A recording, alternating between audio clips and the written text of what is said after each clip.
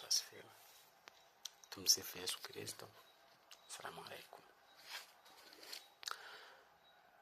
Tunamshukuru Mwenyezi Mungu kwanza kwa kutupa uhai, kutujalia amani na baraka. Sasa leo tunajikita kidogo kwenye mambo makuu kama mawili hivi. La kwanza ni muda, cha pili ni uadilifu, uaminifu.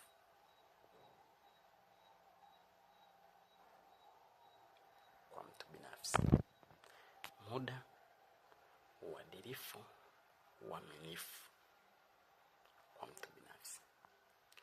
Cha kwanza tunakiita time, cha pili tunakiita integrity.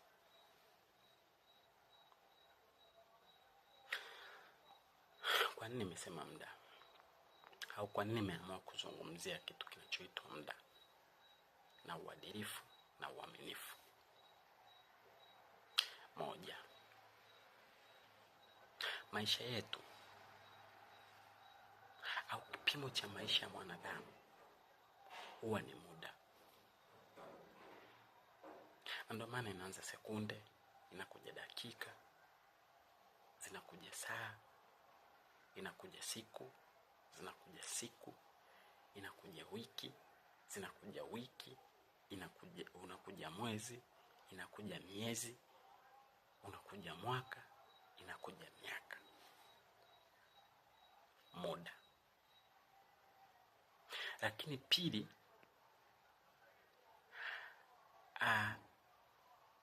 baada ya kipimo chetu, hata thamani ya uwepo wetu huwa inapimwa na kulingana matumizi yetu ya muda tunavyotumia.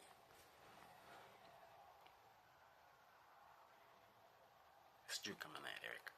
Kwa hiyo muda ni kipimo cha uhai, lakini pia ni kipimo cha maisha. Muda uliwekwa na watu kwa sababu dunia, ulimwengu unatambua tu usiku na mchana. Sijui saa 1, saa 2, saa 3. Hiyo ni mirorongo.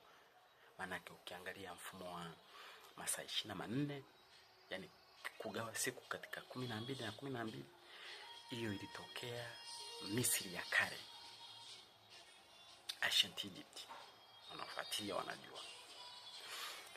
Mfumo wa 60 year base kwa waliosoma mathematics 60 ulitokea Mesopotamia, Sumerian, ambako ilikuwa ni Babeli, ile Babylon, ambako kwa sasa ni Iraki na Iran, ndio ilikokuwa huko Mesopotamia.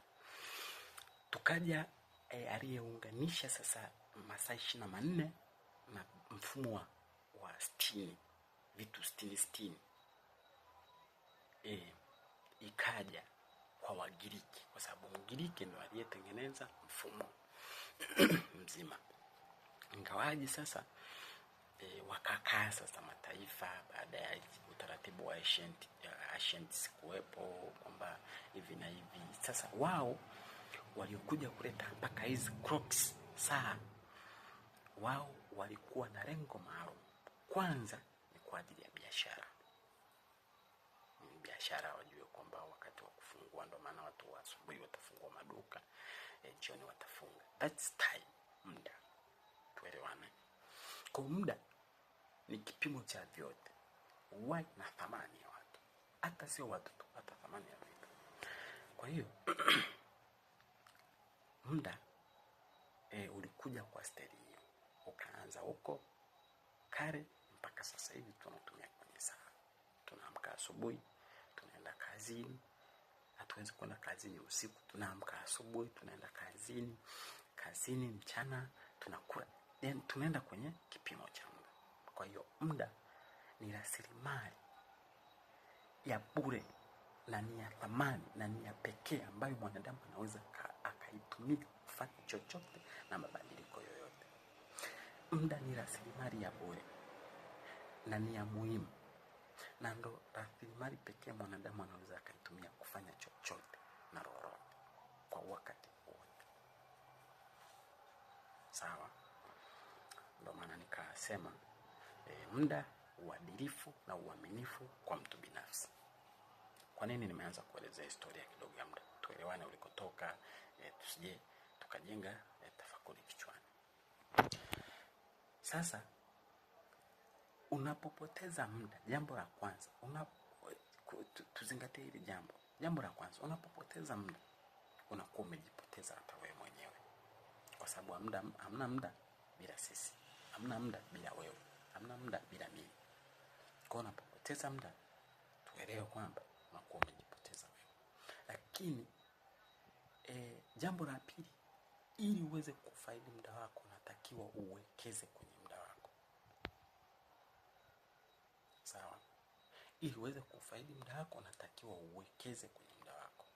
Wekeza kwenye muda.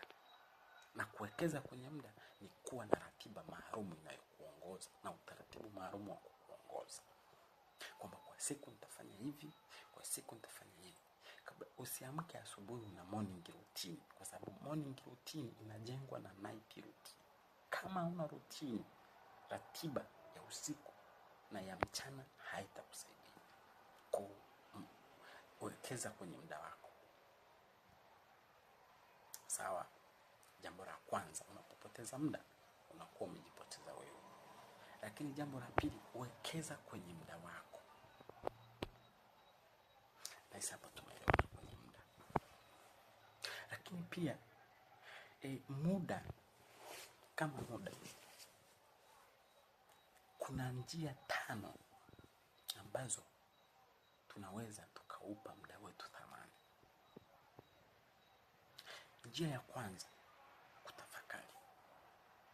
Unapotenga muda wako kwa ajili ya kutafakari, kufikiria kwa kina, kwa kujiuliza na kupata solution ya kile unachojiuliza. Usitenge muda kwa kujiuliza nitafanya biashara gani au nitanunua nini. No. Tenga muda kwa kuijua asili yako. Wewe ni nani? Unatakiwa kufanya nini? Na utaifanya vipi hiyo nini? Maana hapo umetenga muda kwa ajili ya kujifikiria. Ni njia mojawapo ya kuupa thamani muda wako na kuongeza thamani kwenye muda wako. Njia ya pili ni njia ya kusoma na kuongeza maarifa. Unapotenga muda kwa ajili ya maarifa,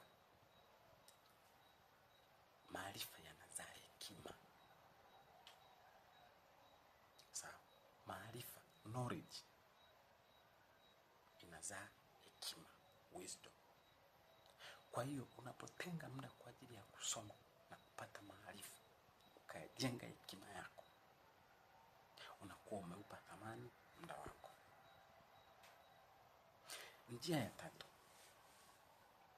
njia ya upendo.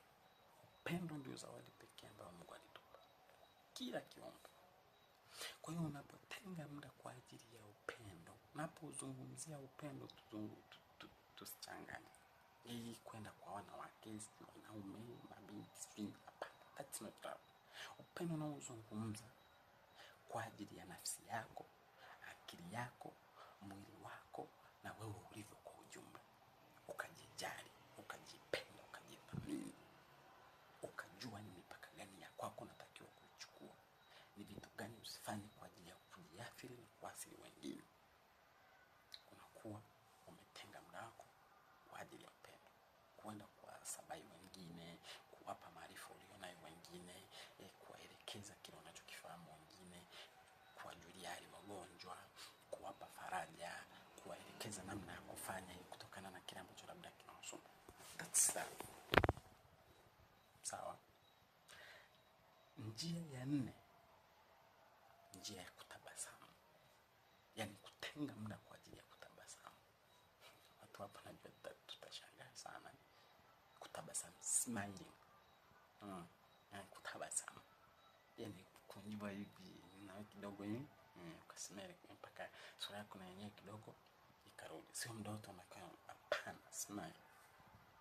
Unapotabasamu, maana unakuwa unaruhusu organ za ngozi yako mnunurisho wa ngozi yako. Onekana mara na thabiti. Tabasamu. Sana sana hii uifanye asubuhi unapoamka. Motivate yourself. Hamna kumotivate. Njia ya 5 na ya mwisho, na ni ya msingi kuliko hata ya kwanza mpaka ya 4, kutenga muda kwa ajili ya Mwenyezi Mungu. Na hapa nazungumza kwa ajili ya mazungumzo na Mwenyezi Mungu. Yeye atakukumbusha asili yako. Yeye atakukumbusha zawadi aliyoweka kwako. Yeye ndio ana ufunguo wa hekima tunazozihitaji. Hapa tuelewane. Sio kwenda kumwomba Mungu, kwa sababu unapokwenda kumwomba atatafakari pia, ataona kile ulichokiomba, kwa nini umekiomba, watakuta ni kwa tamaa ambayo haina maarifa, haina maelekezo, atakansel.